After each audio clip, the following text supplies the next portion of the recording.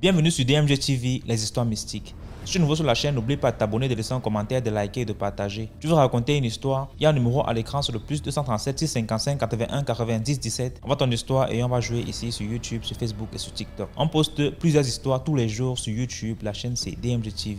Et on a une deuxième chaîne YouTube où on poste tous les 15 heures une histoire exclusive. La chaîne c'est DMG TV, histoire mystique exclusive. Donc n'oubliez pas de vous abonner aussi de ce côté-là. Allez faire un tour là-bas aussi. Les directs sont sur TikTok le mercredi et les vendredis à 20h00 heure du Cameroun. Ceux qui veulent monter en direct, nous raconter leur histoire, c'est sur TikTok.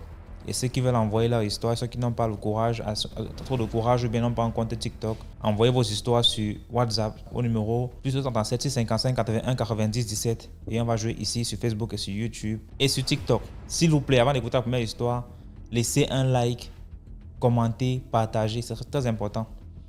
Première histoire. Bonsoir DMG, bonsoir la communauté DMG. Bon, ça c'est ma deuxième histoire. Tu as constaté la première histoire que je t'avais racontée pour ma tonne qui sortait avec un monsieur qui l'avait mis du serpent. Bon, ça c'est ma deuxième histoire. Du coup, cette histoire-ci, je reviens avec l'histoire de mon ami d'enfance. Ouais, il y avait un moment, je vivais à Tegal, qui est situé à Douala pour ceux qui sont au Cameroun, au quartier Tegal.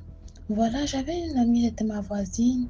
Elle était tellement... En fait, c'était la meilleure amie de ma belle-sœur. Moi, on était voisines, on marchait ensemble, tout et tout. À un moment donné, elle a pris la grossesse. Elle sortait toujours avec un gars et le gars elle était toujours dans le quartier. Elle a pris la grossesse, mais la grossesse était tellement une grossesse très compliquée et difficile. Malgré tout, elle a accouché. Oh, l'histoire vraiment devient vraiment critique. C'est où lorsqu'elle accouche, le bébé ne devient pas normal. Le bébé a des problèmes, le bébé ça ne donne pas, ça ne va pas. Bon, la famille alors donc décidé d'amener l'enfant au village pour regarder ce qui ne va pas parce qu'elle était du centre. Voilà, elle était du centre. Maintenant, lorsqu'on amène l'enfant au village, le père de l'enfant s'interpose en disant il ne veut pas que l'enfant aille au village. On ne sait pas pourquoi, mais ma copine, elle a pris la tête, elle a allé. Maintenant, lorsqu'elle arrive au village, on travaille sur l'enfant. Ça ne fait pas quelques secondes, l'enfant décède. Le mari s'est donc fâché, le père de l'enfant s'est fâché. Il ne parlait plus avec Alison parce qu'elle s'appelait Alison, feu Alison, père ton nom vraiment. Si je raconte cette histoire ici, là, c'est pour vous dire que faites très attention à la famille, surtout vos belles mamans, parce que vraiment, du coup, ça ne va pas quand il y a problème d'argent, d'héritage, tout et tout. Voilà alors donc la feu Alison, elle est avec son bébé au village, on travaille, le tradipraticien travaille, l'enfant n'existe pas, l'enfant décède. Mais le tradipraticien n'avait pas dit la raison pour laquelle l'enfant avait décédé. Ils sont revenus sur Douala. Lorsqu'il revient sur Douala avec son papa, on lui fait comprendre que le père de l'enfant lui fait donc comprendre que comme tu es parti avec cet enfant-là, je ne veux plus jamais de toi. C'est à cause de toi que mon enfant est décédé, ils sont séparés. Je vous jure, ça n'a pas fait quelques mois.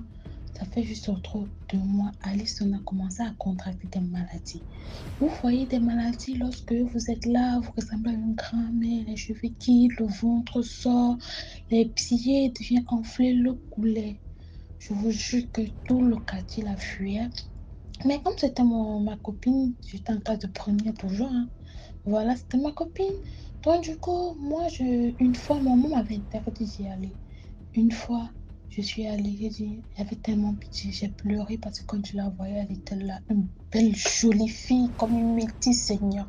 Tu vois, elle était tellement brune, belle, une beauté extraordinaire, trop jolie. C'est alors là que elle se met à pleurer. Le jour, elle avait acheté des bonbons. J'ai dit que je n'ai rien, mais prends le bonbon si tu suces quand même. Elle a pris, vraiment, elle me faisait pitié. Lorsque je suis rentrée, je n'ai pas dit à maman que je suis allée chez Alison. Non, non, sinon elle devait vraiment se fâcher contre moi. C'est alors là que, un jour, je n'irai pas encore chez elle. Je lui vois. Ma maman était toujours par là. Je pars, je reste un peu avec elle. Elle me dit que le jour qu'elle va se laver, c'est le jour qu'elle va mourir. Que je vous jure qu'elle m'a dit ça. Que le jour qu'elle va se laver, c'est le jour là qu'elle va mourir. Voilà, alors donc quelques jours passent. 3 semaines, on apprend qu'Alison est décédée. Et laissez-moi vous dire qu'elle ne se lavait même pas quand elle était malade. On demande à maman qu'est-ce qui s'est passé. Elle dit Alison voulait se laver. Elle est allée donc se laver. Directement, elle se lave. Pape est décédé. Ça n'allait pas. Eux sont allés dans les églises réveillées. On a tout fait. Rien. L'église n'a pas pu la sauver. Alice, on a fait 1 semaine à l'église. L'église n'a pas pu la sauver. Mais le jour qu'elle s'est lavée, elle est décédée. Elle dit que mais sûrement. Et en fait, je me suis rappelé le jour-là lorsqu'elle me disait que le jour qu'elle va se laver, elle va décéder. Alice, on est partie. On a fait le deuil. Et laissez-moi vous dire que sa maman, c'était la petite sœur de son oncle. Bon, ils vivaient dans une concession ensemble. Et son oncle, elle avait 2 oncles. L'autre qui avait épousé une autre femme qu'on appelle Feu à eau, parce que c'est elle aussi mode Feu à eau. Et c'est elle qui commandait tout son mari, tout et tout. Et maintenant, l'autre, son oncle, il était fou. Donc, c'était un fou. Il voulait entrer dans la secte. Comme je vous ai dit, j'ai plein d'histoires à côté. Donc, il était dans la secte. Il faisait des occultes parce qu'il voulait de l'argent. Après, ça a mal tourné. Avec mon oncle, parce que mon oncle voulait aussi être dedans. Mon oncle s'est retiré. Donc, du coup, il voulait entrer dans la secte. Ça a mal tourné. Il est devenu fou. Mais un fou normal. Parfois, il se déshabille. Parfois, il s'habille. Parfois, il se déshabille. Parfois, il est là, il est normal. Parfois, il n'est pas de ça. C'était un peu ça, en fait. Voilà, alors donc, lorsque Alison décède, tout a chamboulé. Sa maman ne mangeait plus. La femme de son grand frère ne donnait plus à manger. Rien du tout. Un jour, alors, mon maman allait dans des yosses. Il se faisait tard. Parce que derrière, là, il y a un hibou. Il y a l'arbre. Il y avait un hibou toujours qui venait se poser là. Un jour, maman, elle est là, elle voit l'hibou lui regarde. Elle était sur la toiture de la maison de Ao, hein. Elle était là, l'hibou lui regarde. Elle regarde l'hibou lui regarde. Elle regarde l'hibou lui regarde. Maman, elle tourne ses yeux, elle rentre dedans. Elle ne dit rien, elle reste tranquille. Un jour alors, l'hibou est revenu. Mais c'était en journée. Les gens du quartier sont venus, ils ont tué l'hibou. Quand il tue l'hibou, ça ne fait pas quelques secondes. Ao commence à être malade. Ça ne va pas. Et laissez-moi vous dire qu'à Tchiteka, il y a moi qui vendais les beignets, maman à ça. Elle rêvait de Ao, Feu Ao, donc il veut dire la femme de l'oncle de Feu Alison. Elle rêvait tellement de Ao, elle venait gâcher son commerce. Quand elle faisait le commerce, Ao, elle venait, dans les rêves, hein, elle venait gâcher son commerce, tout et tout. Elle a rendu la femme là tellement malade pour qu'elle abandonne le commerce parce qu'elle aussi, elle vendait aussi les beignets avec du riz pour que ça passe. Donc, la concurrence, c'est pour ça qu'elle avait arrêté de vendre un moment et son marché passait. Elle voulait voir mon enfant. Maman n'avait jamais laissé l'occasion de voir l'enfant. Mais maman lui donnait toujours de la nourriture. Parce que vous savez, dans les quartiers comme ça, quand tu as un voisinage avec quelqu'un, même s'il n'y a pas trop de causerie, si tu as quelque chose, et c'est ça qui sauve beaucoup de personnes ici dehors. Essayez de donner. Essayez ces petits, c'est moi que maman prend. Maman faisait le commerce du foufou marché Dakar, comme je vous ai dit dans la présente vidéo. Maman, donc, elle lui donnait de temps en temps. Parfois, elle lui donnait comme ça, prends pour pas. C'est qui m'a sauvé et a sauvé la maman. Voilà alors ça que Ao est tombée malade. On dit que ça ne va pas. On appelle le féticheur, il vient regarder dans la maison. Il dit, il faut qu'il y ait un fétiche qu'on a enterré là dans cette maison. Il faut qu'on retire. Voilà alors donc le féticheur, il travaille, il retire. Dès qu'il retire le fétiche, ça ne va pas. Elle fait de plus en plus. Elle tombe malade de plus en plus. Maintenant, on part à l'église. L'église dit que bon, le féticheur ne voulait pas toujours parler. Aucun féticheur n'a parlé que c'est Ao qui était la cause. Maintenant, on part à l'église. On dit à l'église que il faut qu'elle se confesse. Elle doit se confesser pour guérir. Et pour se confesser, elle doit aller au village. C'est là où maintenant elle part au village avec Ao. C'est là qu'elle se confesse qu'elle a tué Alison. Elle a tué l'enfant d'Alison. Qu'elle a rendu la maman d'Alison pour rien. Elle a tout pris son étoile. Qu'elle ne puisse rien faire dans la vie.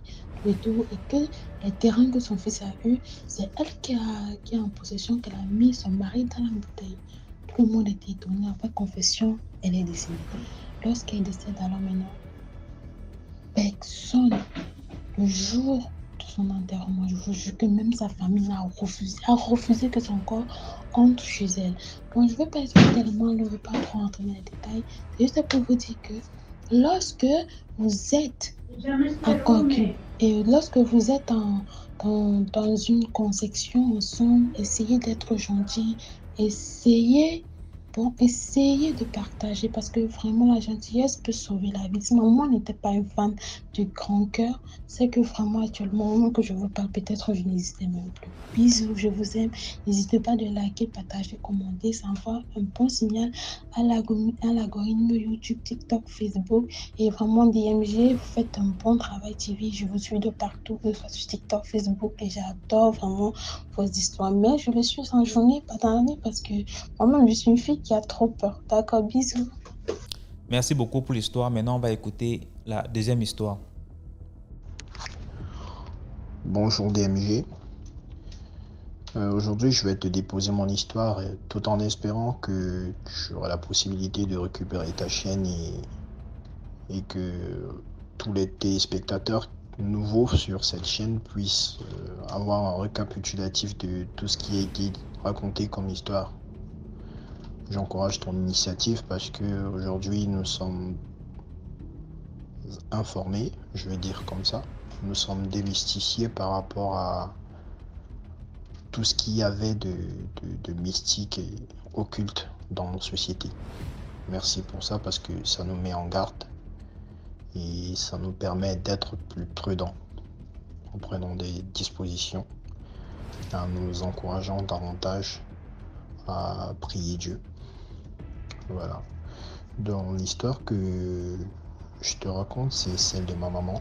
C'est celle que ma maman a vécue durant le moment où elle était enceinte de moi. Il y a un adage qui dit souvent que le serpent, il ne mord jamais les femmes enceintes, ou encore le serpent, il ne mord jamais les enfants.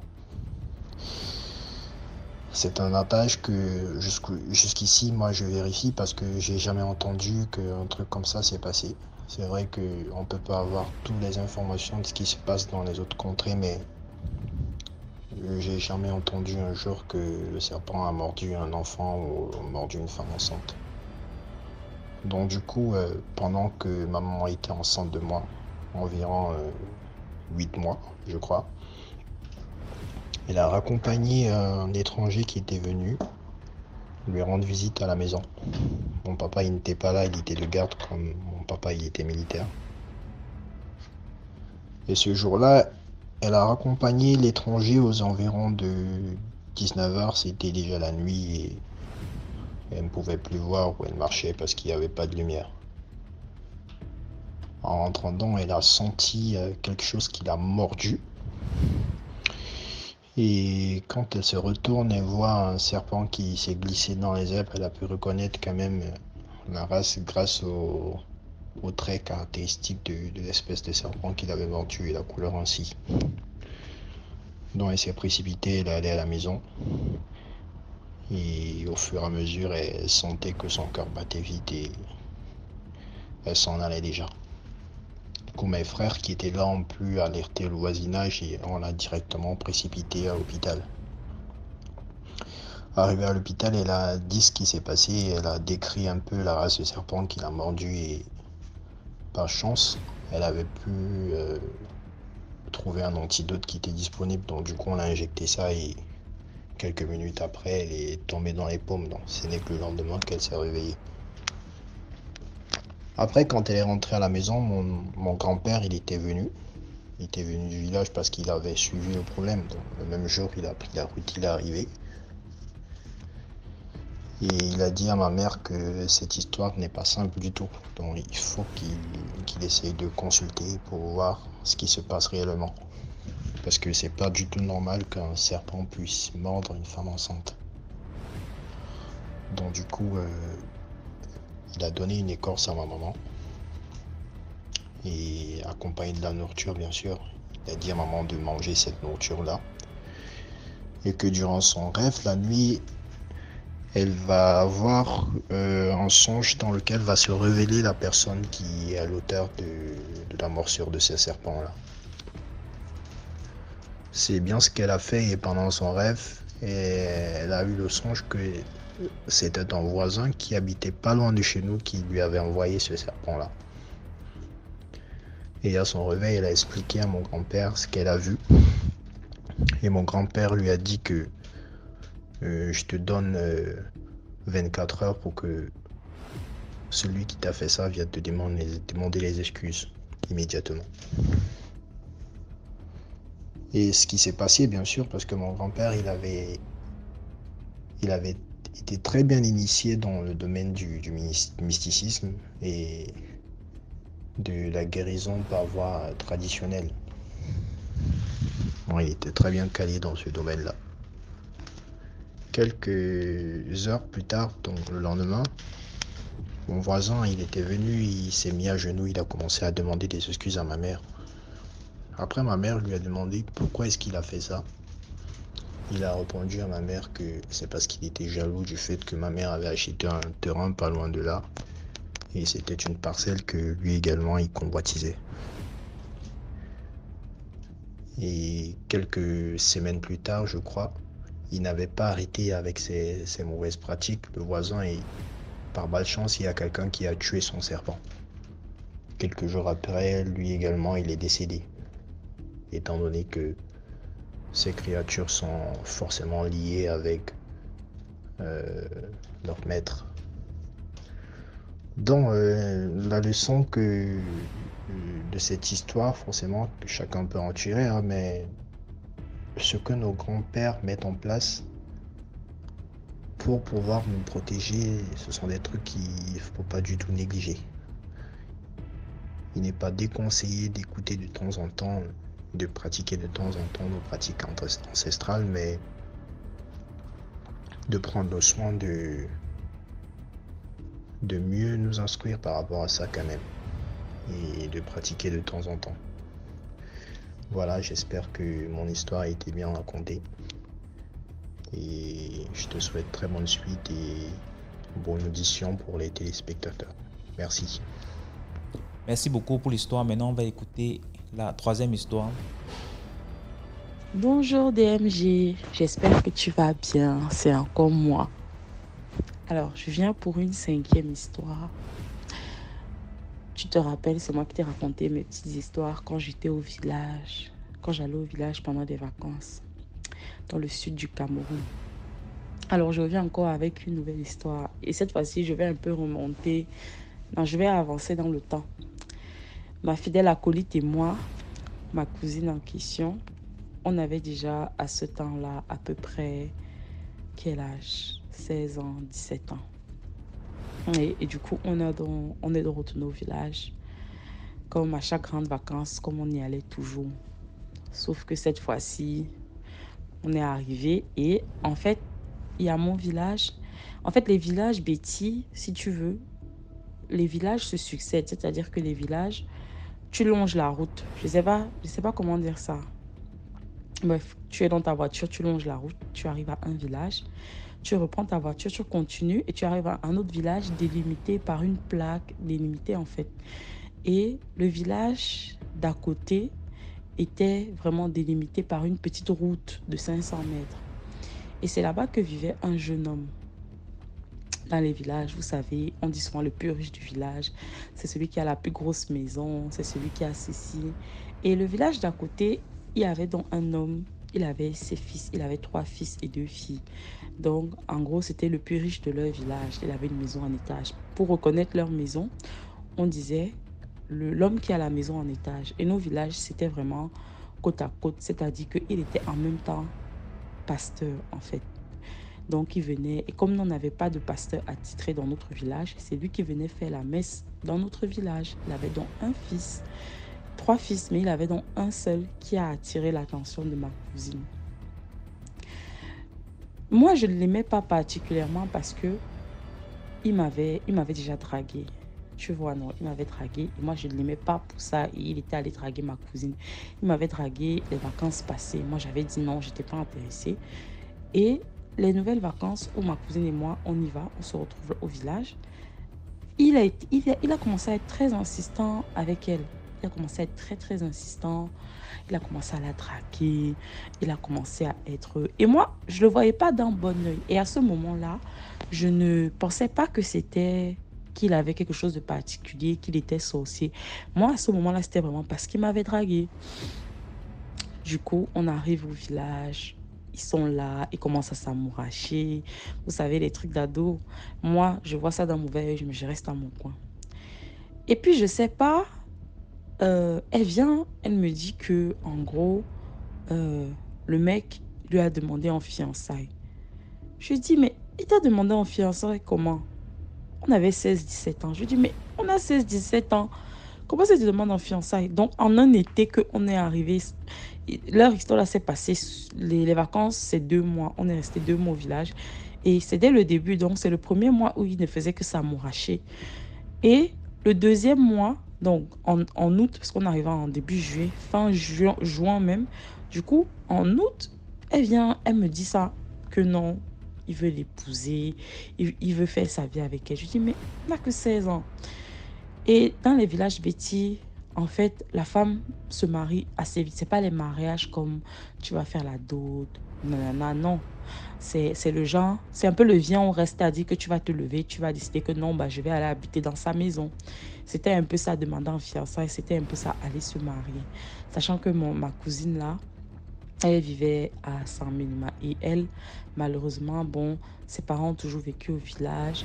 Elle est à l'école à Saint-Minimat. Et voilà, ils sont pauvres. Donc, dans nos villages, Betty, c'est plus ce genre-là qui se passe quand ils vivent au village. Parce que l'homme qui était le plus riche de leur village, lui, il vivait avec ses fils. Ils vivaient tous dans le village là. Donc, si elle devait aller vivre chez lui, c'est dans le village d'à côté. Je ne sais pas si je suis claire. Du coup, elle me dit, je vais aller vivre dans le village d'à côté avec lui.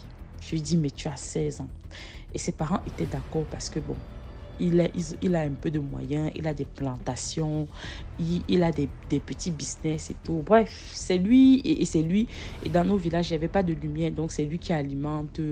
Il a le groupe électrogène, donc le soir, les gens viennent charger les téléphones si chez lui. Nanana. Donc ses parents, ils ont vu ça, ils se sont dit, ah, notre fille, au moins, elle aura une bonne situation. Elle se lève, elle va donc là-bas.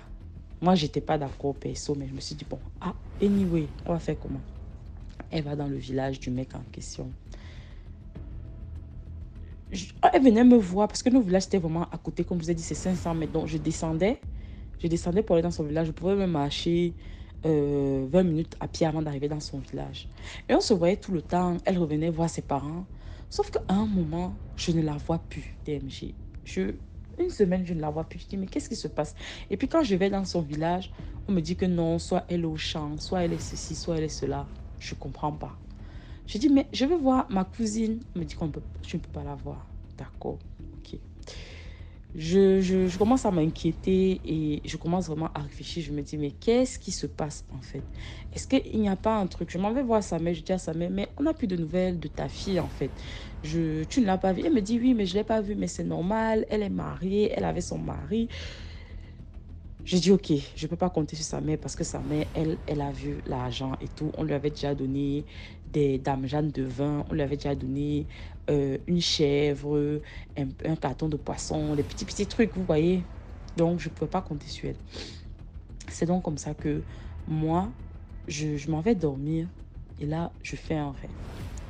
Dans le rêve, je vois une personne enchaînée.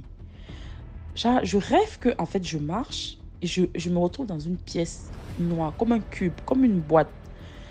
Je vois une personne enchaînée. La personne est enchaînée, la tête baissée, elle est suspendue en l'air. Les chaînes sont partout. On ne voit même pas 1 centimètre de sa peau. Elle est vraiment saucissonnée, mais quand je dis enchaînée, c'est enchaîné. Et puis, je ne comprends pas en fait le rêve. Et puis, je me rapproche. Et quand je me rapproche, la chaîne qui est sur son visage tombe. La chaîne qui... Parce qu'on ne voyait pas son visage. La chaîne qui est sur son visage tombe. Je vois ma cousine. Et je lui dis, mais qu'est-ce que tu fais là? Qu'est-ce qui t'arrive? Elle ne peut pas parler. Elle a toujours le visage baissé. Je me réveille en sursaut parce que moi, en fait, je fais des rêves réels. Et c'est pas comment on dit ça. Moi, quand je fais un rêve, je me réveille directement après et je me rappelle du rêve. Mais je n'avais pas encore compris que ça devait me servir plus tard dans ma vie. Mais bon, ça, c'est une autre histoire. Toute la journée, je réfléchis, je me dis, mais c'est quel rêve que je fais? C'est quoi ce rêve que je fais? Mais qu'est-ce qui se passe? Je commence à me poser des questions, mais je n'ose en parler à personne. Donc, je reste dans mon coin. Je commence à m'inquiéter pour elle sérieusement. Qu'est-ce que je fais? Je commence à prier.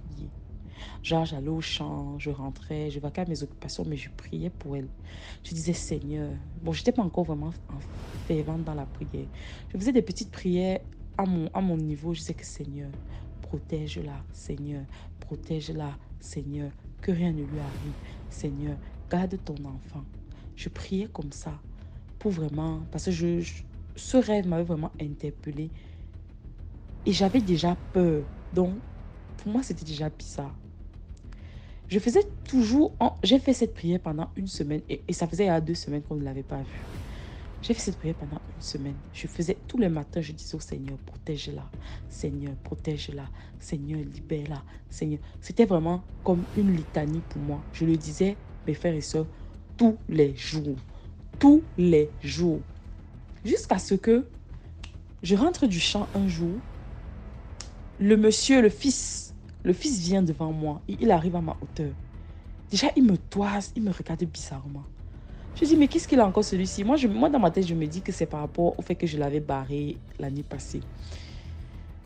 Il vient devant moi. Il venait livrer le vin parce qu'ils font aussi des livraisons de vin. Bref, vous savez, le vin de palme là, il livre ça. Il venait livrer ça dans notre village.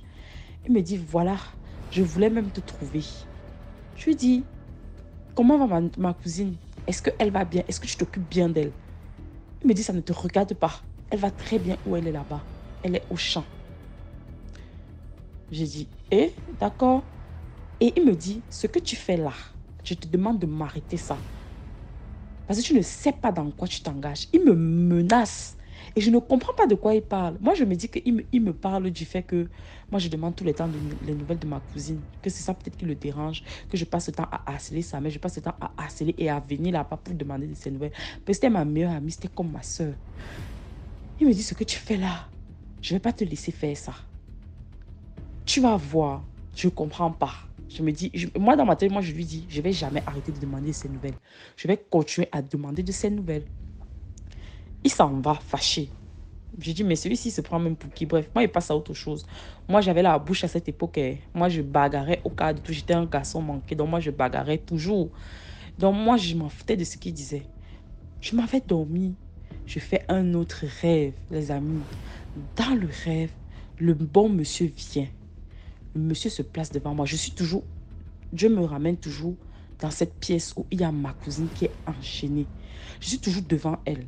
Je la regarde. Je ne sais pas comment faire. Je ne peux ni avancer ni reculer. Je suis juste placée devant elle. Le mec sort derrière ma cousine. Il vient se placer devant moi. Il me dit, je t'ai prévenu. Arrête ce que tu fais là. Je lui dis, mais je fais quoi? Et dans le rêve, je lui dis, donc c'est toi qui l'as enchaîné comme ça. Il me dit, ça ne te regarde pas. Tu n'étais même pas censé arriver ici. Je ne sais pas comment tu as fait pour arriver ici.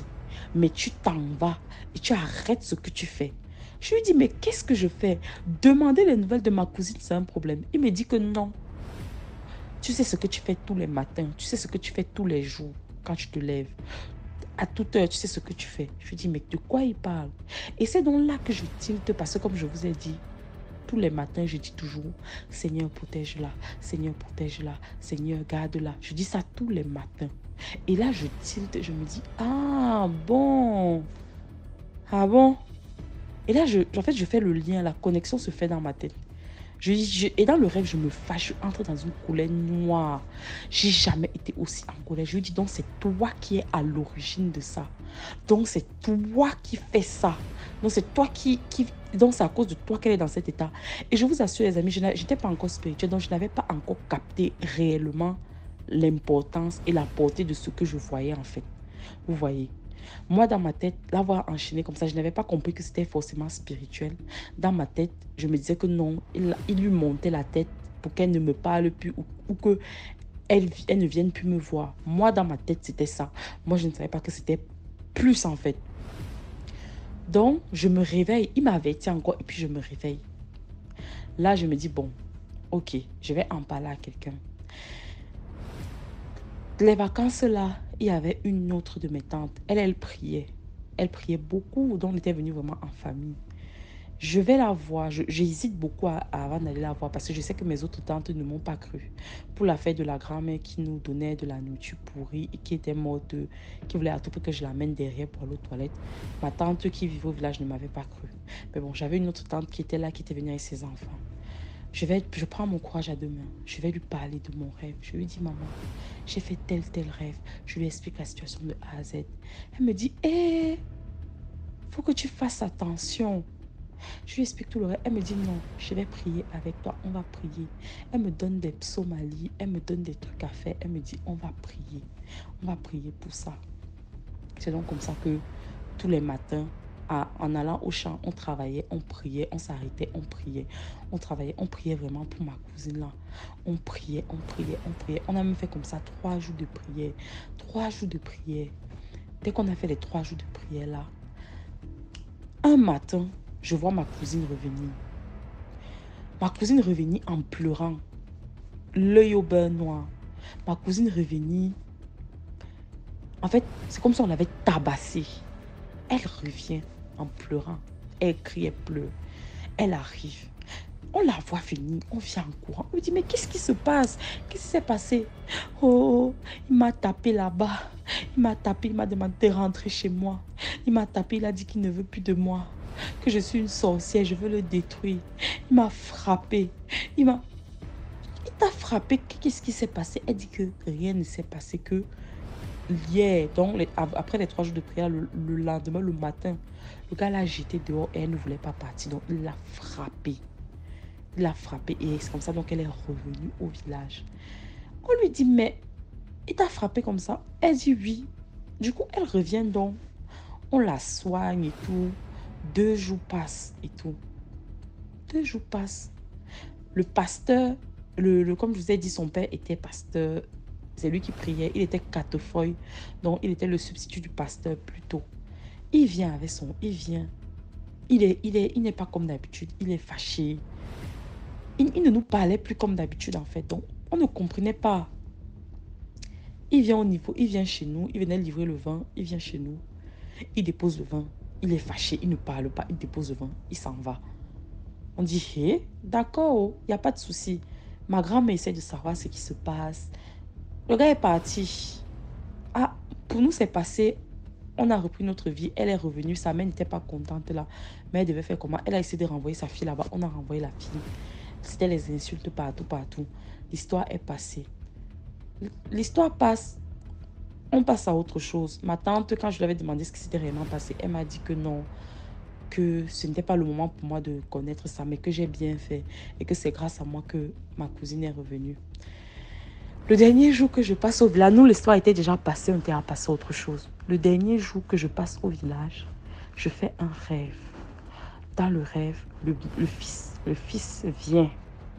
Il vient me parler, il me dit, il me menace, il me dit, là tu es en train de partir, ne remets plus tes pieds dans ce village, dans ton village, sinon tu vas voir ce qui va t'arriver.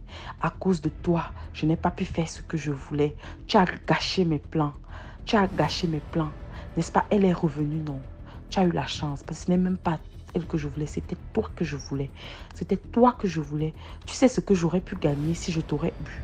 C'était toi que je voulais enchaîner. C'était toi que je voulais prendre ton étoile. Je voulais prendre toute ta vie. Il commence à me parler, à m'insulter, à me dire comment il m'a raté, comment il a raté ma copine, que j'ai eu la chance, qu'elle a eu la chance et tout. J'écoute. Je lui dis, d'accord, oh, j'ai compris, oh, mais sache que je vais revenir. Je suis ici toutes les vacances. Je vais revenir toutes les vacances. Tu ne vas rien me faire. Tu ne vas rien me faire. Et pour la première fois dans le rêve, je lui dis, au nom de Jésus, tu ne vas rien me faire. Dès que je dis ça, il recule choqué. Il recule choqué. Il me dit, on verra de toute façon. La guerre que tu as déclarée là, tu as déclaré cette guerre. Je me réveille. Ah, moi, j'ai fait mon signe de croix et puis moi, je vais qu'à mes occupations. Hein. Je n'avais même pas géré ça. C'est comme ça que je rentre en ville. pour continuer les études et ma soeur et ma cousine rentrent aussi. Et j'ai oublié de dire, c'est que et je lui demande, mais qu'est-ce que tu as vécu là-bas? Pourquoi tu ne revenais plus ici? Elle nous dit que c'est comme si elle nous avait complètement oubliés en fait. C'est comme si en fait elle se souvenait plus de nous. Elle savait que j'existais, mais c'est comme si on lui avait fermé les yeux, on lui avait fait oublier des choses. Donc quand moi je venais la demander et tout et qu'elle n'était pas là, c'est que en fait le fils savait que j'allais venir. Et donc, il s'arrangeait toujours pour que soit elle soit au champ, soit elle soit en train de faire quelque chose, pour que je ne la voie pas en fait. Parce que, d'après ce que j'ai compris plus tard, il lui avait fait oublier en fait. Oublier plein de choses. Donc, elle était retenue de telle sorte qu'elle ne remonte pas dans son village. Elle reste là-bas. Elle était devenue esclave. Donc, on lui avait fermé les yeux, si vous voulez. Elle était esclave. Elle me disait que c'est elle qui faisait tout. Il la maltraitait. C'est elle qui faisait tout. Nanana, que, en fait, elle obéissait au doigt et à l'œil. Elle ne pouvait rien faire, rien dire. Je ne sais pas si vous voyez. C'était comme si elle était devenue esclave, en fait. Parce que le gars, là, elle me dit que le gars ramenait d'autres filles. Le gars, il ne dormait pas là-bas. Il ramenait d'autres filles d'autres villages. Il découchait. Elle ne disait rien. Elle assumait. Elle était soumise à un point. Il dit ah. Elle dit ah. Elle se couche. Elle, à genoux. Elle me disait que le gars, quand il était contrarié, elle pouvait rester à genoux toute une journée, en fait. Toute une journée. Donc, il lui faisait subir des traitements comme ça. Et je lui dis, mais pourquoi tu ne te rebelles pas? Après tout ce qu'on a vécu, elle dit qu'elle ne sait pas. Elle ne pouvait rien faire. C'est comme si, en fait, elle était fausse. Elle ne comprenait pas ce qui se passait. Donc, voilà son explication après que tout ça se soit passé. Et puis, on est rentré en ville. Et puis, voilà. Voilà ma 5e histoire que je te raconte à propos de ma cousine. Je te remercie, DMG. Et je tiens à préciser que pour ceux qui vont être étonnés qu'elle partait là-bas à 16 ans, je vous assure que dans les villages bêtis, c'est très courant en fait que vous voyez une fille de 15 ans qui part déjà en mariage, une fille de 20 ans qui part en mariage. Et je rappelle que certains villages, certaines familles sont tellement pauvres que en fait ça se passe comme ça. Il n'y a pas de dot, il n'y a pas de toquet-porte, il n'y a rien en fait. Donc si le mec te plaît, le mec te propose viens habiter chez moi et puis en fait tu vas habiter. Ça m'est déjà aussi arrivé qu'on m'ait proposé d'aller vivre chez un homme comme ça sans dot ni rien. Donc voilà, c'est un peu ça. Pour ceux qui seront étonnés. Donc je ne sais pas si j'étais assez claire et mes explications ont été assez fournies. Donc voilà ma 5e histoire. Je te remercie DMG, commenter, liker, partager. Et puis, bye. Elle est un peu longue celle-ci, hein, mais bon. Bye. Merci beaucoup pour l'histoire. Maintenant, on va écouter la 4e histoire. Bonjour DMG, bonjour la famille, j'espère que vous allez bien. Moi ça va par la grâce de Dieu, la santé ça va. Bon, je viens comme ça pour vous raconter mon histoire à moi. Je suis une jeune Gabonaise, je vis à Libreville, le Gabon. Je suis issue d'une famille nombreuse, je suis la première fille de ma mère. Et j'ai 5 frères derrière. Je devais avoir 6, mais ils sont restés 5. Quand j'étais petite, on va dire que j'étais malade, on va dire que j'étais une enfant pas comme les autres, une enfant vraiment pas comme les autres, je vous assure. Ce qui fait que lorsqu'il s'agissait de manger par exemple, je ne jugeais jamais bon de manger dans le plat qui m'était servi. Je jugeais bon par contre de manger dans les plats des autres, ou bien les restes, voire même ce qu'on avait déjà mis dans la poubelle, je trouvais le moyen de toujours aller prendre ça et m'asseoir, je prenais plaisir à manger ça quoi. Et je vais vous faire un petit récapitulatif pour que vous compreniez l'histoire un peu plus loin. Ma mère, ma mère restait l'enfant unique. Sa mère est décédée à l'âge de 4 ans. Sa mère est décédée quand elle avait 4 ans. Quand ma mère, elle avait 4 ans, voilà. Et ce qui fait que ma mère est restée avec, on va dire, les frères et sœurs de sa mère et les parents de sa mère. Quand ils sont restés, donc dans la lignée de ma grand-mère, ils étaient, comment on appelle ça, ils étaient nombreux, voilà. Je ne sais plus le nombre de combien ils étaient exactement. Mais la dernière, on va dire la dernière tante de ma mère, elle était très, comment on appelle ça, elle était très attentionnée. Vraiment, vraiment très attentionnée en ce qui concernait les enfants. Bon, je dis elle était parce qu'elle est décédée. Voilà, paix à son âme. C'est comme ça que elle ne restait pas avec nous. Voilà, elle ne restait pas avec nous déjà. Elle venait, mais elle faisait quand même de longs séjours. Après, elle repartait pour un bon moment aussi. Ce qui faisait qu'à chaque fois qu'elle venait, elle remarquait que mon comportement n'était pas normal.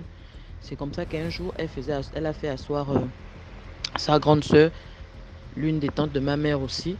Elle a fait asseoir sa grande soeur que, mais tu as les enfants dans la maison, tu ne remarques pas qu'il y a un enfant qui est différent des autres enfants. Comment ça, tu expliques ça comment? Est-ce que tu as trouvé comment on appelle ça? Tu as essayé de trouver une solution face à ce problème et tout ça. Est-ce que tu n'as rien remarqué? C'est comme ça que sa soeur lui dit non, je n'ai rien remarqué et tout ça. Bon, c'était normal qu'elle ne puisse rien remarquer parce que elle déjà ne restait pas à la maison. Elle était, on va dire quoi, elle c'était la fête, c'était le groove, c'était bah, c'était sa vie quoi, c'était elle d'abord. Le reste après. Quelquefois même, le reste, il n'y avait pas. Elle ne s'intéressait pas au reste. Donc, je me souviens, la tante de ma mère en question, la cadette, c'est comme ça que un jour, elle fait encore asseoir ma mère. Elle dit à ma mère que l'enfant là, il faut qu'on trouve les voies et moyens pour sauver cet enfant là. Parce que comment je vois l'enfant là, elle a un avenir prometteur. Donc, ce qui est en train de vouloir se passer là, ça ne doit pas se passer comme ça. Ça ne doit pas, ce que les sorciers veulent faire sur l'enfant là, ça ne doit pas se produire. Ma mère était là, ma mère était en larmes, elle a commencé à pleurer. Ma mère ne travaillait pas, elle était jeune, elle était petite. Elle avait quoi? Elle avait à peine 21 ans, 22 ans à l'époque. Oui, elle avait à peine 21 ans, 22 ans. Moi, j'étais en classe de CP2, c'est comme ça que ma grand-mère là avait pris l'initiative de m'emmener faire une initiation. Déjà qu'elle était très pratiquante, nous sommes partis. Elle a acheté tout ce qu'il fallait acheter, elle a acheté le matériel et tout ça. Nous sommes partis, c'était un vendredi. Non, c'était un jeudi. On est d'abord parti le jeudi et on faisait initier les gens le vendredi. Donc, nous sommes arrivés. À mon tour, pendant le rituel, ils ont installé une natte, un ballon. C'est comme ça qu'ils m'ont d'abord fait manger le bois amer, l'iboga. J'ai mangé le bois. Quand j'ai terminé de manger, ils m'ont allongé sur la natte en question. Ils ont posé ma tête sur le ballon. En posant ma tête sur le ballon, j'étais comme anesthésiée. Je ressentais comme si c'était comme si mon âme ou bien mon esprit quittait le corps, quittait mon corps. Mais j'étais là. C'est comme ça que pendant le processus, j'ai commencé à marcher. Là, c'est l'esprit qui marchait en fait. J'ai commencé à marcher. Au bout d'une distance, je suis arrivé à un endroit assez sombre. C'est comme ça que dans l'obscurité, j'arrive à voir deux visages. Le premier visage que j'avais bien vu séance tenante, c'était le visage un des cousins de ma mère qui m'effrayait pour que je ne continue pas. Après, j'essaie de bien voir le visage de la dame. De l'autre dame. Je n'avais pas à bien voir son visage. C'est comme ça que j'ai fait demi-tour. C'est comme ça que, on va dire, mon esprit a rejoint mon corps. Je suis revenu à moi. Quand je suis revenu à moi, là, maintenant, c'est mon corps s'est maintenant levé pour fuir, en fait, parce que j'étais hyper effrayée. C'est comme ça que, on va dire plus que là où l'endroit là où on était, c'est un dragage. À l'époque, c'était pas encore développé comme aujourd'hui. Il y avait encore beaucoup d'arbres. C'était presque le village. Je suis partie. J'ai pris la fuite. C'est comme ça que les gens qui étaient là, les aides-soignants et le soignant lui-même m'ont poursuivi. Ils m'ont attrapé. On est revenu. On m'a calmé. J'ai dormi. C'est passé. Après, le dimanche, quand nous sommes rentrés chez nous, on va dire, j'étais en observation par ma grand-mère. Ma grand-mère là m'observait. Elle observait, remarquait que bon, les symptômes là ne se manifestaient plus. Du genre aller manger les restes des autres dans la poubelle. Je ne faisais plus ça. Je n'étais plus du genre étourdie. J'étais maintenant dit que bon, ça va, mais elle était inquiète parce que on dit que pendant l'initiation, il faut que tu ailles au terme en fait. Il faut que tu ailles au terme de ton voyage. Mais moi, je n'étais même pas arrivée au milieu. De mon voyage. Elle était inquiète. Bon, malgré ça, elle avait aussi, elle a vu notre vie. Il fallait qu'elle rejoigne maintenant son foyer là où elle restait, puisque on va dire que on a, on a un côté équato-guinéen. C'est comme ça qu'elle elle a regagné la Guinée équatoriale. Derrière elle, je suis restée, je ne suis plus jamais repartie. Alors que le soignant avait dit à ma grand-mère qu'il fallait que je reparte pour faire une autre initiation, pour que j'aille bien voir, pour que j'arrive au terme de mon voyage, pour voir ce qui se passe et ce qui va se passer à l'avenir. Malheureusement, quand elle est partie, elle a fait quoi? Elle a peut-être fait 5 ans, elle n'est plus revenue. Quand elle revient, là, elle n'a pas duré. Elle avait fait peut-être 1 semaine ou 2 semaines et elle n'avait pas le temps et les moyens. Bon, pas qu'elle n'avait pas le temps, elle n'avait pas suffisamment de moyens pour acheter encore tout le matériel qu'il fallait acheter pour repartir, pour repartir à l'initiation. C'est comme ça que, dans ça aussi, elle remarquait que je ne manifestais plus les symptômes. Elle est partie. Donc bon, je crois que là, ça va. Et c'est comme ça qu'elle tombe malade. Elle était déjà repartie en Guinée. Étant là-bas, elle tombe malade. Quand elle tombe malade, on reçoit un coup de fil du genre, du moins de la part de ceux qui sont en Guinée pour dire à ma grand-mère, celle qui était ici, la grande soeur de celle qui est partie, que ta petite soeur ici, ça ne va pas, elle est malade. Il faut que vous trouviez une solution à son problème. Il faut qu'il y ait quelqu'un pour prendre soin d'elle. Ma grand-mère, on va dire l'aînée de ma grand-mère, là, elle n'était pas assise, elle n'était pas mature pour ce genre de choses. En fait, elle n'était pas prête. Et que, bon, elle a quand même pu prendre une décision que si elle vient, c'est ma mère qui devait prendre les responsabilités du genre, s'occuper d'elle, les trucs comme ça. Elle devait peut-être juste financer. C'est ce qui s'est passé. Elle est revenue, on va dire, à mes 11 ans, mes 10 ans, 11 ans par là, quand elle revient. Là, maintenant, elle est repartie se faire initier, mais elle ne m'avait plus emmenée parce qu'elle était gravement malade.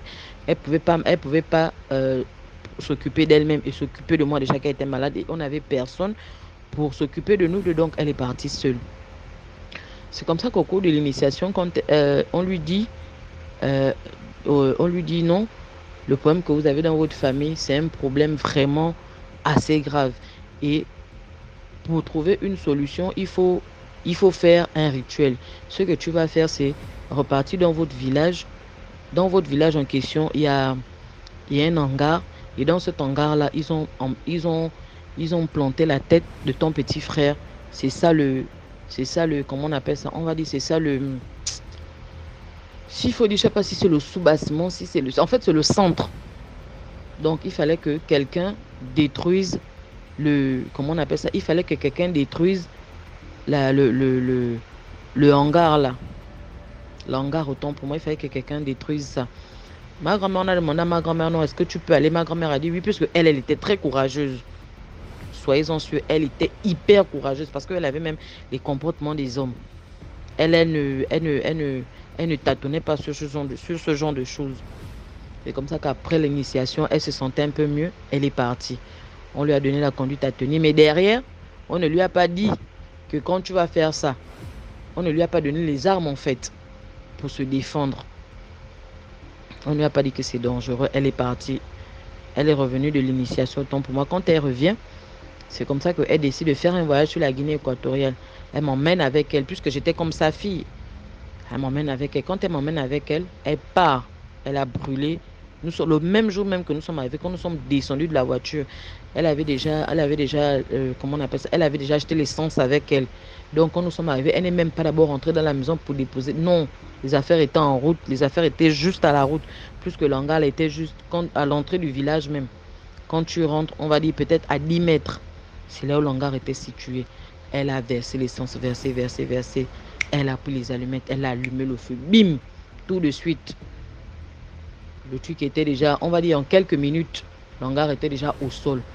Je ne sais pas qui a alerté un oncle du village voisin. C'est ce oncle-là qui est venu. Quand il est venu, les gens sont venus là, non. Il y a un là qui a pris, il avait pris les feuilles de, les branches de de palmiers, de cocotiers, tout ça mélangé. Il a commencé à frapper sur ma grand-mère là. Il a commencé à la frapper, Mais moi aussi, quand je voyais ça, j'ai commencé à pleurer. Je n'étais qu'une enfant de 10 ans, 11 ans, j'ai commencé à pleurer. J'ai commencé à pleurer. C'est comme ça que dans la même foulée aussi, les coups qu'on donnait à ma grand-mère me touchaient aussi. Donc moi aussi, par la même occasion, j'ai été touchée. J'ai commencé à pleurer. La même nuit, on n'a pas dormi dans le village, on va dire dans le village. On est parti dormir au village voisin, chez un des amis de ma grand-mère là. Quand nous sommes allés dormir là-bas, ils ont commencé à parler et tout ça. L'ami de ma grand-mère là, bon, plus que moi j'étais allée demander non, qu'est-ce qui s'est passé et tout ça, elle a raconté. C'est comme ça qu'il lui a dit non. C'est comme si lui savait. C'est comme si elle a dit non. Fallait pas faire ça comme ça. Le lendemain, elle a commencé à faire la fièvre. Bon, l'ami de ma grand-mère s'est dit que bon, peut-être c'est dû au coup qu'elle a reçu, c'est normal, on te frappe avec les branches de palmier, de cocotier et tout ça, c'est normal que tu fasses la fièvre. Elle avait les hématomes sur le corps et tout ça. 2 jours, 3 jours, 1 semaine. Vu que moi j'étais déjà là, c'est comme ça que elle ne pouvait plus, étant déjà malade, ça ne faisait que s'empirer. Étant malade, elle a dit que bon, vu que c'est comme ça, je vais trouver quelqu'un qui va te ramener à Libreville. C'est comme ça qu'elle a cherché, on va dire son ami là, a cherché quelqu'un qui descendait sur Libreville. C'est comme ça que je suis revenue, on m'a ramené à Libreville avec un oncle. Quand on revient 1 an plus tard, on va dire, tantôt ça allait, tantôt ça n'allait pas, tantôt ça allait, tantôt ça n'allait pas. C'est comme ça qu'on était là maintenant. Après, on est resté un temps. Moi, j'étais petite, je n'avais plus les nouvelles de ma grand-mère. Bon, c'était ma mère parce que j'étais plus attachée à elle qu'à ma mère. Je n'avais plus les nouvelles de ma grand-mère là. Donc j'étais maintenant là, des fois j'étais triste, je pensais à elle et tout ça. Maintenant, quelques temps plus tard encore, on nous rappelle encore que là, ça ne va pas. Ça s'est encore empiré. Elle a quand même eu un peu la force, elle a pris la voiture, elle est revenue nous retrouver à Libreville. Quand elle est revenue nous trouver à Libreville, ma grand-mère, on va dire ma grand-mère, l'aînée, sa grande soeur décide de l'emmener chez une parente à elle aussi, qui initie les gens qui étaient on va dire Nganga, je vais l'appeler comme ça. Quand il l'emmène là-bas, on lui a administré les soins là, mais malheureusement, rien. C'était sans suite. Mais on m'a fait, pendant cette période-là, puisqu'elle était là, moi aussi je ne peux pas la laisser. On était tellement attachés que quand elle était là, je restais avec elle, je ne restais même plus avec ma mère. Donc, pendant ces moments de traitement chez le Nganga en question, moi j'ai dû arrêter les cours, je ne partais plus à l'école. C'est comme ça que j'étais maintenant là sur elle, parce qu'il fallait aller puiser l'eau, il fallait aller faire des commissions. Donc moi j'étais là, j'avais déjà 12 ans. J'avais déjà 12 ans, 13 ans par là. Non, j'avais déjà 13 ans, voilà. J'avais 13 ans. C'est comme ça que un jour sombre, le jour le plus sombre de ma vie, je vais dire ça comme ça, parce que je me dis que bon, si elle était là, ce que je vis aujourd'hui, je ne devais peut-être pas vivre ça, parce qu'elle était elle était peut-être comme mon ange gardien, je vais dire ça comme ça, excusez-moi, parce que ça me fait mal de parler d'elle comme ça. C'est comme ça qu'elle décède. Quand elle décède, devant moi, on nous dit que bon, au lieu d'appeler les parents, puisqu'à l'époque, ma grand-mère n'avait pas de téléphone, celle chez qui on habitait avec ma mère n'avait pas de téléphone. C'est comme ça qu'on a marché du PK8 jusqu'à Sotega, avec le fils de ma défunte grand-mère en question. On était de lui, on était comme frères et sœurs. On a marché, on est parti informer. On est parti dire à la famille que voilà ce qui s'est passé et tout ça. Donc, Gabosep est venu chercher le corps de ma grand-mère. Ils l'ont emmené. Ils ont fait tout ce qu'il fallait faire. Maintenant, pendant que le corps était à la morgue, c'est comme ça que la grande soeur de ma grand-mère là va chez la soignante. La soignante, je ne sais pas ce qui s'était dit entre elles. La soignante lui dit non, voilà ce que tu vas faire, malgré que le corps soit déjà à la morgue, on peut ramener ta soeur à la vie et tout ça. Ah, ça c'est quel problème? Elle avait pris des trucs avec elle, des trucs de ma grand-mère qu'elle a gardé avec elle pendant un long moment. Je ne sais pas si elle croyait que ça devait ramener sa soeur à la vie. Si on lui a dit que quand quelqu'un est déjà dans les glaçons, la personne peut revenir, je ne sais pas. Je n'en sais pas plus. Voilà. Donc, le corps est sorti, ils ont fait la veille, ils ont tout fait. Après ça, elle continuait toujours à garder les choses, hein, malgré l'enterrement, malgré qu'on avait déjà enterré sa soeur. Elle continuait toujours à garder les choses.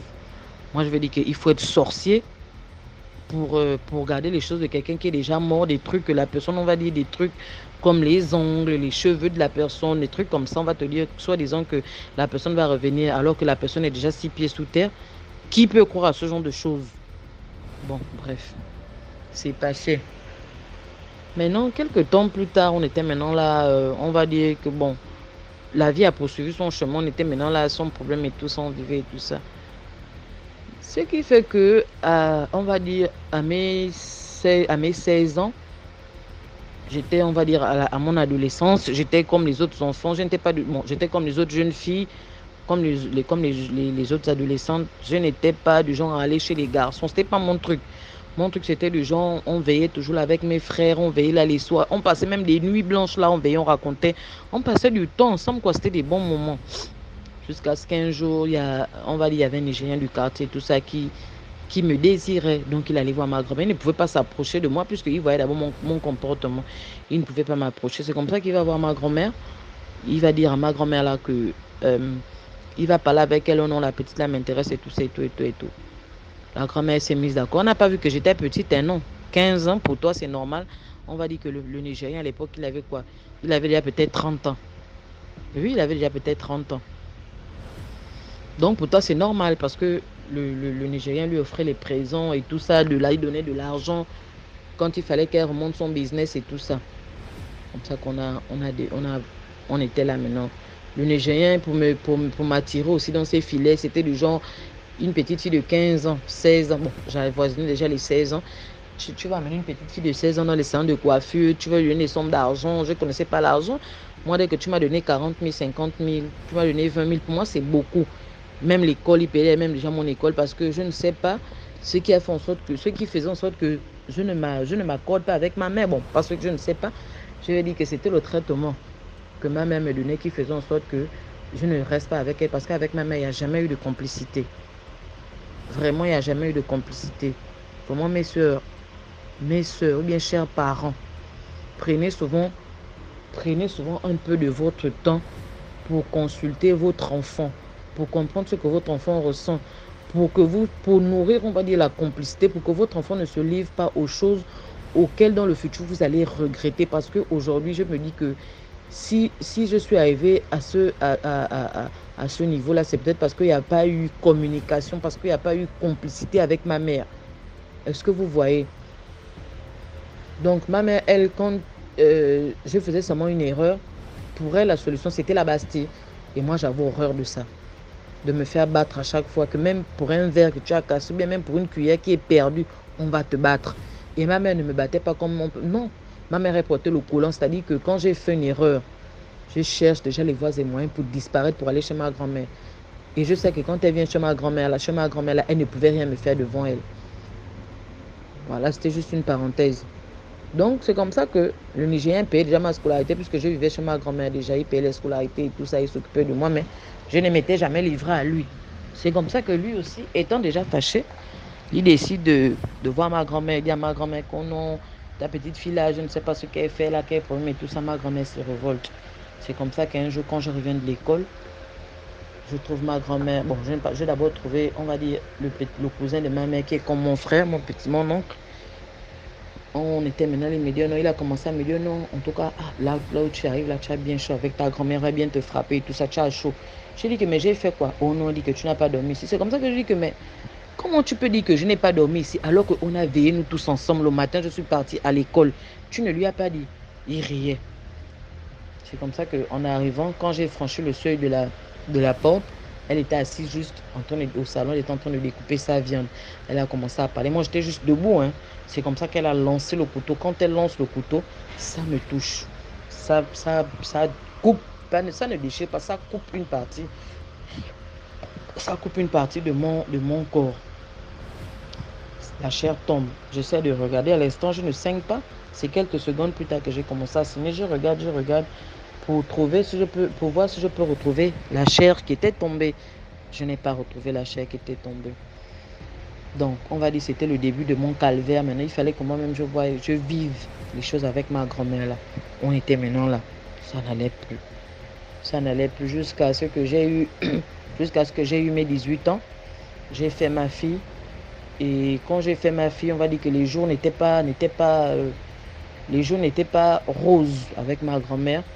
Parce que elle aussi, quand il fallait faire quelque chose, elle ne frappait pas, mais c'était des insultes, des trucs de genre, non, même quand tu fais comme ça, là, tu dois mourir avec le sida, même pas que, mais que quand tu traverses la route, la voiture doit te tamponner et tout ça, on ne doit pas retrouver ton crâne, beaucoup de choses. C'est comme ça que moi, je pleurais quand elle faisait ça, mais un jour, je me suis révoltée contre elle, jusqu'à ce que j'ai pris ma décision, et puis il a fallu qu'on se sépare, on s'est séparés au jour d'aujourd'hui. Bon, on va dire que l'histoire est presque terminée, mais je viens là maintenant pour vous demander conseil parce que je vais dire que jusque-là, ça ne va pas. Je vais dire que ça ne va pas, que ce soit côté finance, que ce soit côté amoureux même sentimental. C'est parce que, on va dire quoi, c'est parce que j'ai quelques atouts. Ces atouts-là me permettent quand même de rester avec quelqu'un pendant une bonne période. Donc, voilà, c'est un peu ça. Mais quand je revois mes souvenirs d'enfance pendant l'initiation, c'est le visage de ma grand-mère là que je revois. C'est le visage vraiment de ma grand-mère là que je revois. Et elle et moi, on va dire ça fait pratiquement 2 ans. Je ne pars pas chez elle. Je ne vais rien faire chez elle en fait. Et je ne sais pas, déjà l'année dernière, elle a été victime d'un incendie. Je ne suis jamais partie la voir pour demander ce qui s'est passé, pour la soutenir, jamais. C'était toujours au téléphone. Ou bien à chaque fois que je me décidais du genre d'aller lui rendre visite, il y avait toujours un petit truc qui se passait. Il y avait toujours un petit truc qui m'empêchait en fait, pour que je ne parte pas. Même à l'heure où je vous parle, c'est même elle qui m'a réveillée. Elle m'a appelé, elle a commencé à dire non, ta mère me doit de l'argent et tout ça, ton père, bon, le mari de ma mère, il me doit de l'argent. Donc, il faut leur dire que moi, je vais me déplacer dans 2 mois, que s'ils ne me donnent pas mon argent, je vais aller me déshabiller là-bas, que je serai là-bas nuit et jour, je serai leur pire cauchemar. Comme c'est aujourd'hui, que je suis la sorcière de votre famille et tout ça, je n'ai jamais tué personne. Bon. Je suis juste restée là, je n'ai rien dit. Quand elle a commencé à prononcer ce genre de paroles, j'ai pris le téléphone, j'ai mis le téléphone à côté. Je dis que je ne vais pas écouter la suite. J'ai juste écouté le nécessaire, le plus important. Le reste là, c'est pas mon problème. Donc je viens là pour avoir des conseils. Mais comme on dit, je sais pas en fait. Je ne peux pas me conseiller moi-même, mais le cœur ne donne pas à repartir vers elle en fait. Le cœur ne donne vraiment pas. Et comme je disais tantôt que rien ne va dans ma vie en ce moment. Déjà, on va dire que je ne suis pas bête. Je ne suis pas aussi la plus futée. Je ne sais vraiment pas. Tout ce dans quoi je me mets, je m'engage, ça ne marche pas. Côté travail, côté relation, ça ne marche vraiment pas. Ça ne marche vraiment pas. Je ne sais pas. Je ne sais pas ce qu'il faut faire. Quand bien même j'essaie de prier, au bout d'un moment, à l'église, on nous a dit que le plus grand péché, c'est de douter de Dieu. Je suis même allée jusqu'à douter, mais je ne sais plus ce qu'il faut faire. Donc, j'ai besoin de vos conseils.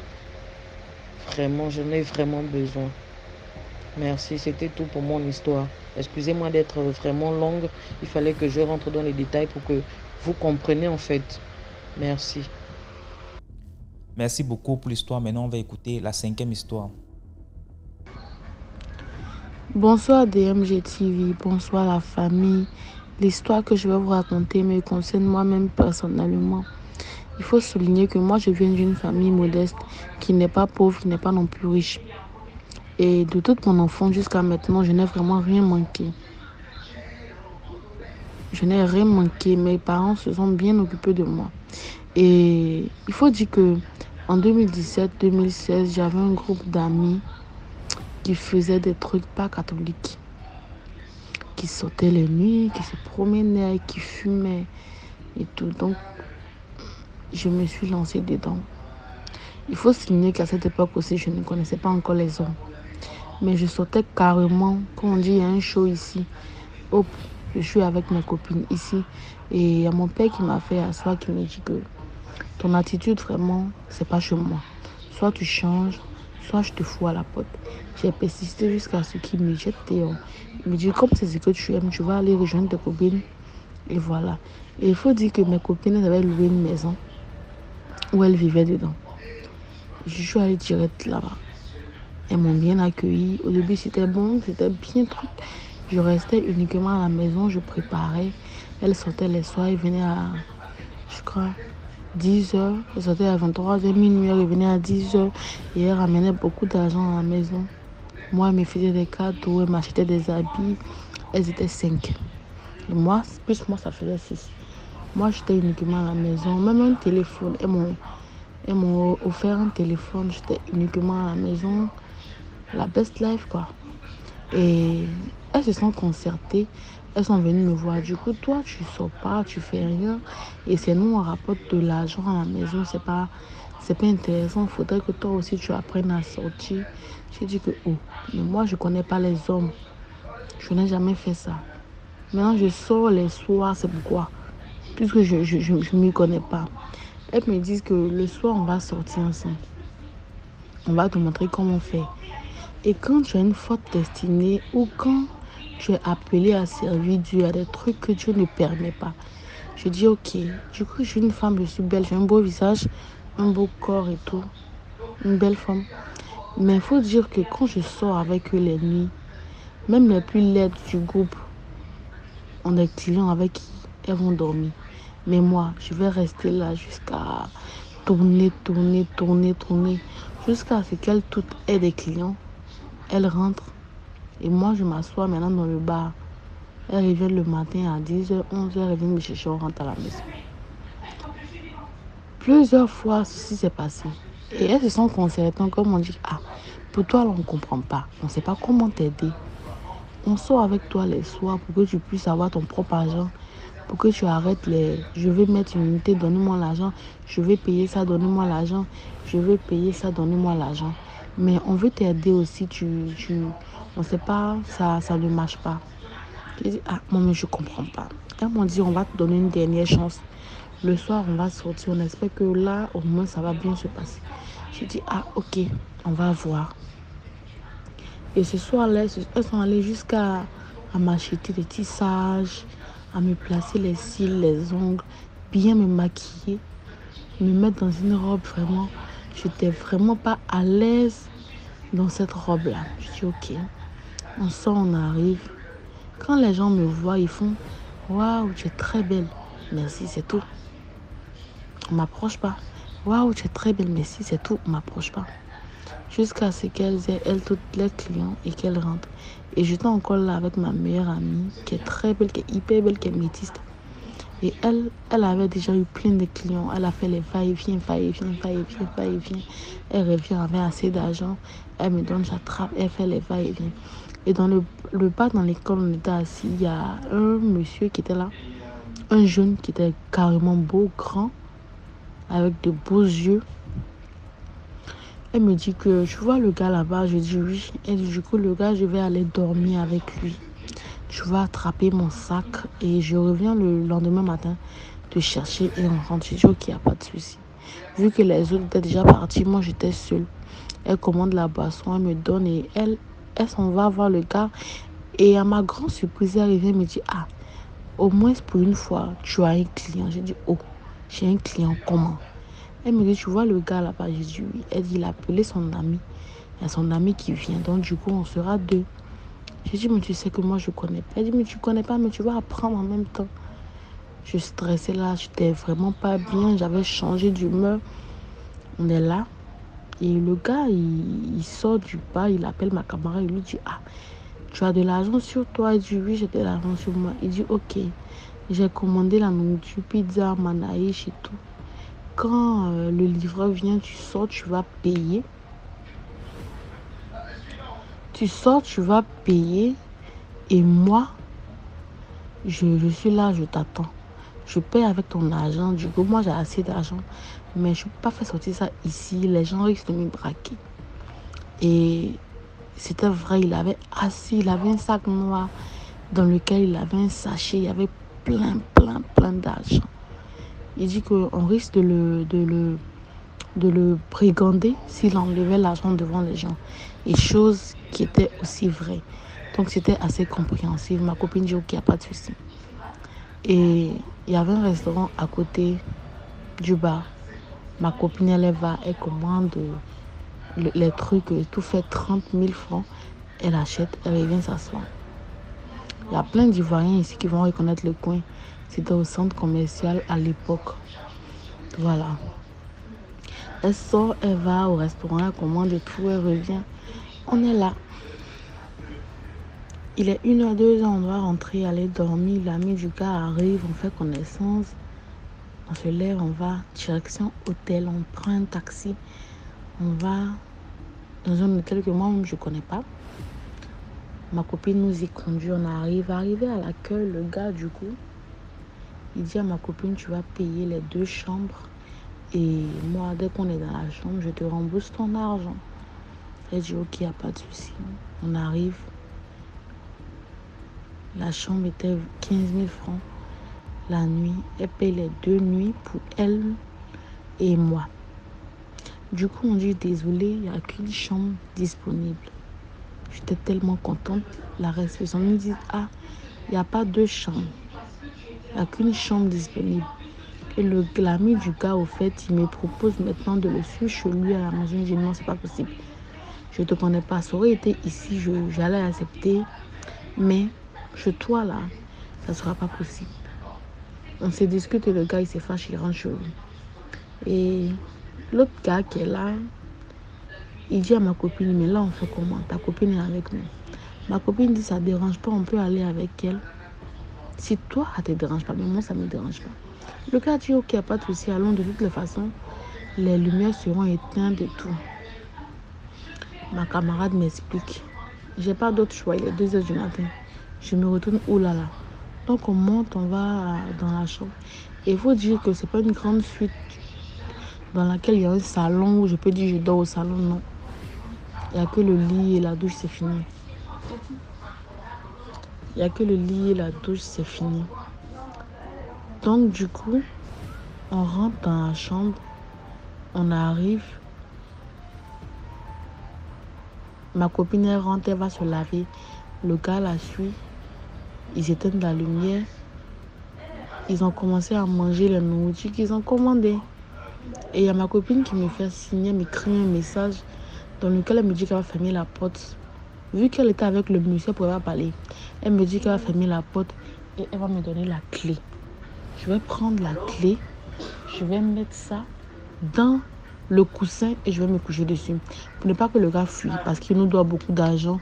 Et encore, elle, il doit la payer 50 000 francs. J'ai dit, ok, chose faite. Elle ferme la porte, elle me donne la clé, elle met dans le coussin, je me couche là-dessus.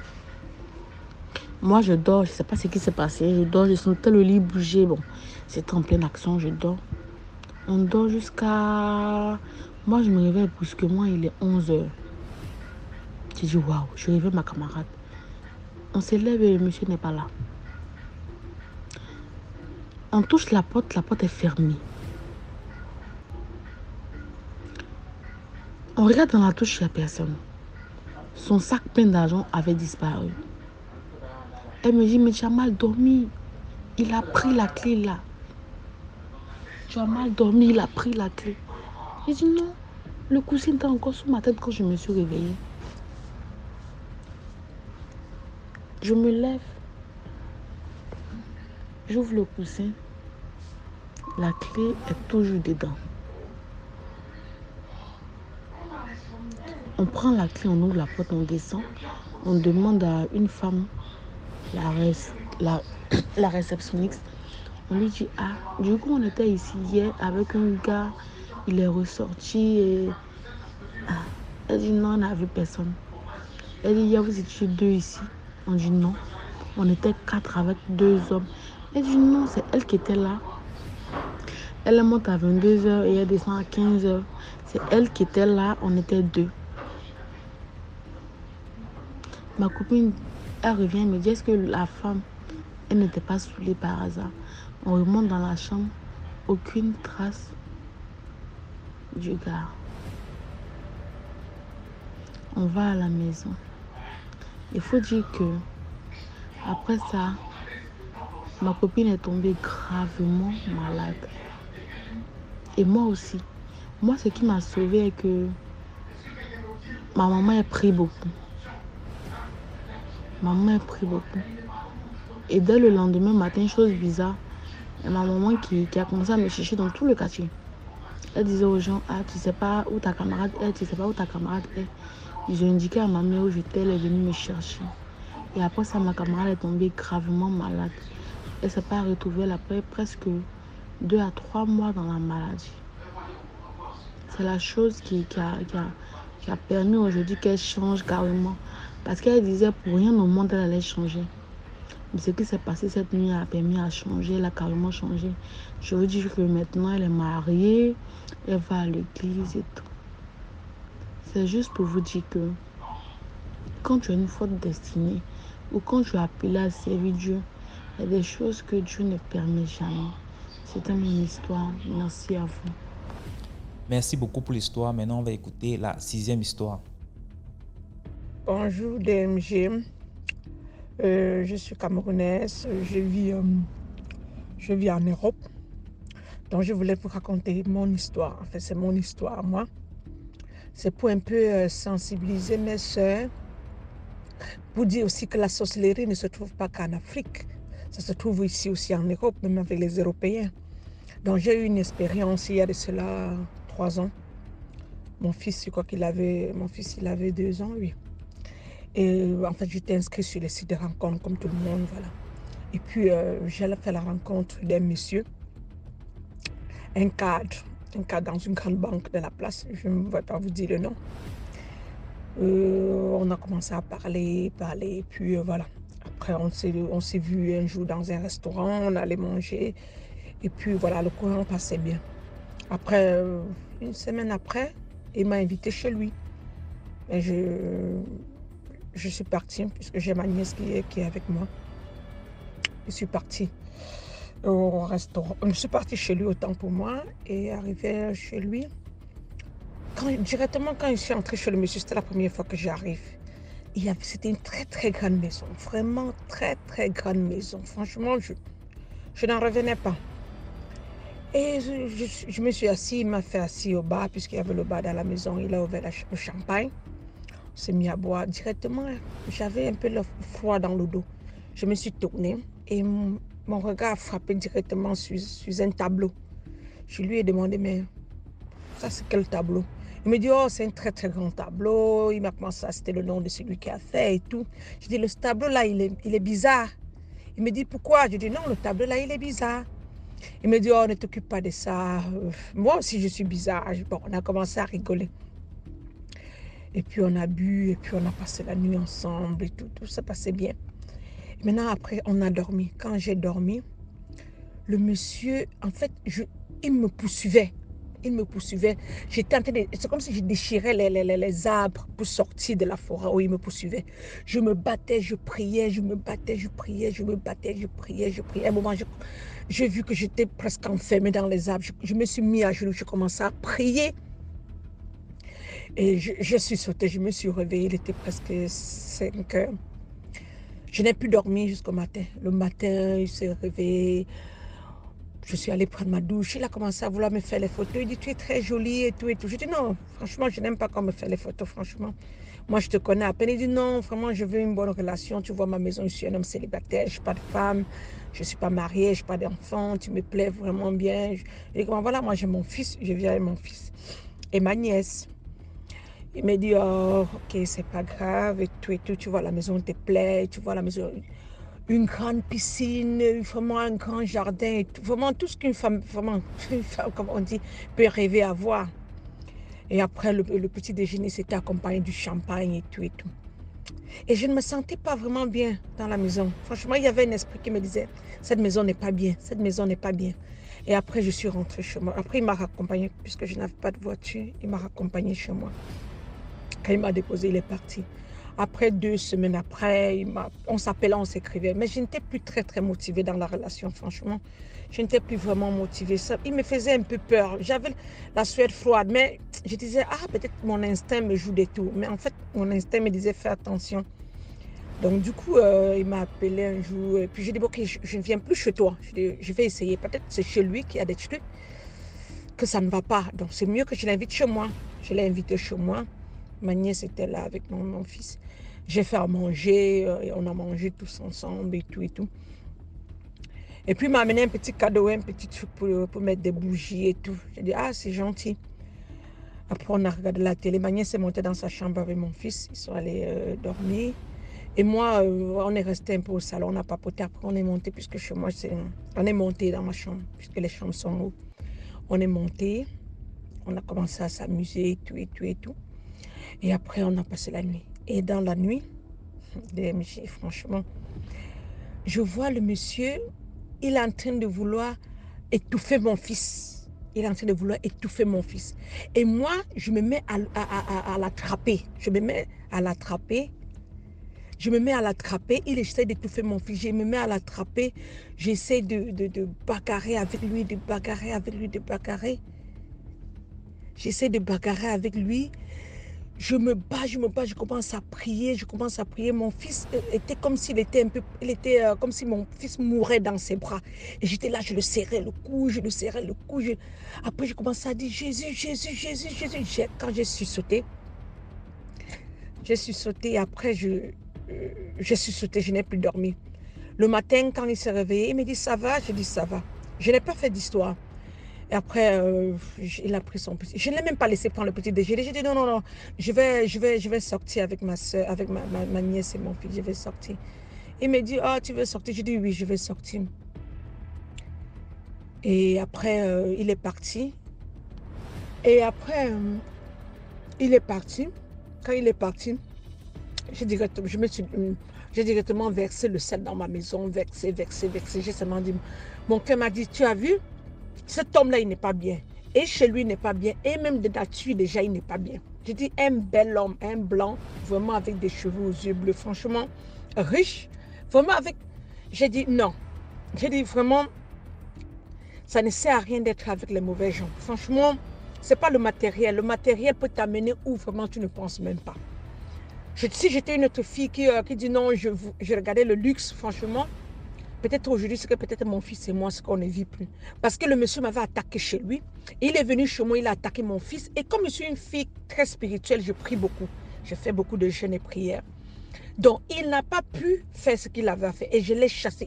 Après, il m'appelait, je veux te voir. Franchement, tu es une fille, tu es spéciale et tout. Je lui ai dit non. Je lui ai dit non. Et j'ai bloqué son numéro. Après quelques temps, j'étais sur d'autres sites de rencontres. Et quand lui et moi on se rencontre sur les sites de rencontres, il me dit tout, vraiment, je n'arrive pas à t'oublier. S'il te plaît, donne-moi encore une chance. Je veux que tu sois ma femme, je veux t'épouser. Je lui dis non et je bloque. Donc tout récemment, j'étais encore sur un site, il est revenu. Il me dit, je n'arrive pas à t'oublier. Franchement, je ne sais pas ce que tu m'as fait. Donne-moi une chance. Je lui ai dit, sorcier. Il dit, mais qu'est-ce que je t'ai fait? Je ne t'ai rien fait de mal. Je ne t'ai rien fait de mal. Je crois que tu es folle, ma fille. Je lui ai dit, ah bon? Tu crois que je suis folle? En fait, c'est toi qui es fou. C'est toi qui es sorcier. Et tu sais ce que tu as voulu me faire. Et j'ai compris ça dans le monde spirituel. Et ce qui m'avait étonné sur ce monsieur, c'est que les dimanches, il n'était jamais joignable. Les dimanches, quand je l'appelais, non. Il reprenait le téléphone le lundi. Il me dit, non, le dimanche... Il fait la réunion, il a une réunion qui fait toute la journée de dimanche. Donc, le dimanche, il y a une réunion qui fait toute la journée de dimanche. Il ne décroche pas. Je dis, mais c'est une réunion de quoi? De boulot? Ça ne peut pas être de boulot parce que c'est le lundi que tu travailles, en fait. Il me dit, c'est une réunion avec les partenaires. Et voilà, je ne peux pas t'expliquer. J'ai compris que cet homme-là était dans une loge. Franchement, comme on dit, mes soeurs, faites très, très attention. En Afrique, il y a aussi les sorciers. Ici, il y a aussi les sorciers. Il ne faut pas suivre les blancs quand on dit non, il y a le blanc, il est riche, le blanc. Il faut souvent savoir ce qui est au fond de cette richesse-là. Si j'étais une fille naïve qui ne priait pas, qui suivait les choses, c'est qu'aujourd'hui, peut-être cet homme-là, soit il devait peut-être soit me voler mon étoile, soit peut-être me faire quelque chose avec mon fils. Mais quand j'ai sorti avec lui seulement 2 fois. Et les 2 fois, j'ai été attaquée et j'ai coupé la relation.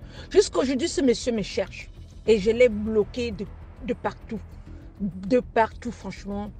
Je veux juste te conseiller, mes soeurs qui sont ici et qui sont en Afrique, faites très, très attention, les filles.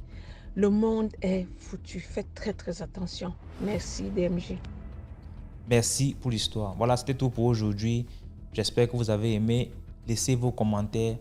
Si par exemple vous avez un commentaire à donner à l'histoire numéro 2 par exemple, vous pouvez écrire H1, voilà ce que je pense, et ainsi de suite. Sachez que tous ceux qui envoient les histoires ici viennent après lire les commentaires. Donc c'est important de dire ce que vous pensez. Si vous avez un message en particulier pour un intervenant. Voilà, donc on se prend demain à 12h00 sur YouTube, sur la chaîne DMG TV. Ciao.